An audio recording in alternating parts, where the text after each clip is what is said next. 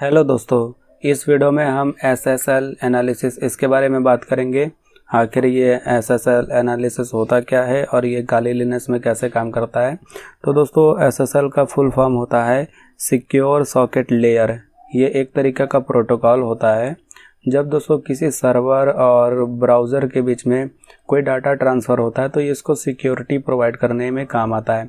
अब ये कैसे सिक्योरिटी प्रोवाइड करता है, कैसे इसका वर्किंग प्रोसेस है, मैं आपको एक इमेज के थ्रू समझाता हूँ। तो मैं इसको यहाँ से मिनिमाइज़ कर देता हूँ और एक इमेज के थ्रू इसको आपको अच्छे से समझा देता हूँ। तो दोस्तों, मेरे पास इमेज नहीं है, फिर भी मैं आपको गूगल से एक इमेज दिखाता हूँ कि इसका वर्किंग प्रोसेस कैसे होता है। एसएसएल यहाँ लिख के एंटर कर दीजिए। उसके बाद इमेज में आइए।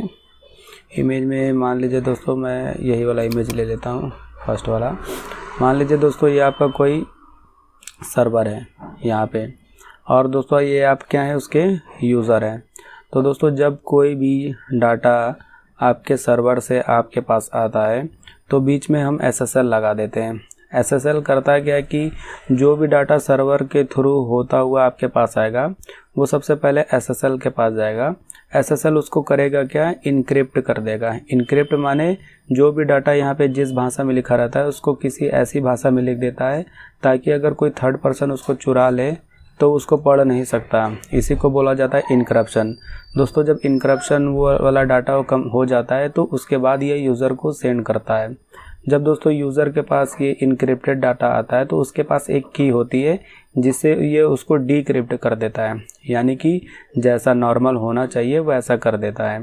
तो यही प्रोसेस हमारा सर्वर और जो ब्राउज़र होता है इसके बीच में होता है। एसएसएल एक तरीके से बीच में प्रोटोकॉल किया जो कि डाटा को डिक्रिप्ट किया, और साथ ही साथ एसएसएल का ये काम होता है कि जो दोनों हमारे सर्वर और यूज़र हैं ये वैलिड हैं कि नहीं, क्योंकि इसको भी चेक करने का काम एसएसएल ही करता है। अगर ये वैलिड यूज़र नहीं होंगे, कोई थर्ड पर्सन होगा, तो ये कनेक्शन को कट कर देता है।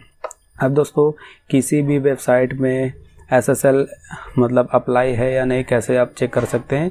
तो देखिए दोस्तों, उस वेबसाइट का जो यूआरएल होता है, जैसे आप यहाँ पे गूगल का जो यूआरएल देखेंगे ऊपर में, तो यहाँ पे देखिए HTTP के आगे लास्ट में यहाँ पे S लगा होगा।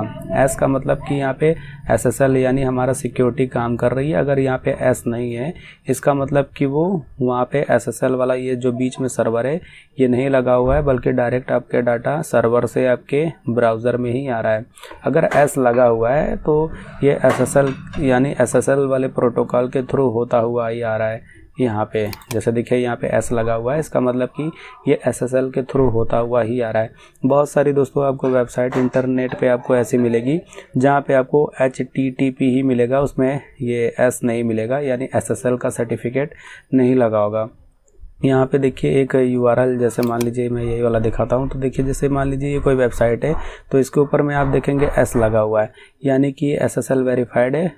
इसके अंदर का आप डाटा कोई भी से चुरा नहीं सकता। लेकिन जो ये HTTP है ये इनसिक्योर है, यानी कि जब इस वाला ये वाला जब प्रोटोकॉल यूज़ हो रहा होगा HTTP, तो जब भी ब्राउज़र और सर्वर के बीच में डाटा ट्रांसफ़र हो रहा होगा तो इसको बीच से चुराया जा सकता है, यानी कि इनके बीच का डाटा ना ही इनक्रिप्टेड फॉर्म में आपको मिलेगा और इसको बीच से एक्सेस वगैरह भी किया जा सकता है। इसके अंदर सिक्योरिटी भी नहीं मिलेगी, यानी कि ये यूज़र वेरीफाइड भी नहीं कर पाता। एसएसएल का ही काम होता है कि यूज़र का वेरिफिकेशन करना कि हम डाटा सही यूज़र को भेज रहे हैं कि नहीं। लेकिन अगर ये एसएसएल नहीं होगा तो ये यूज़र को वेरीफाइड वगैरह भी नहीं कर पाता।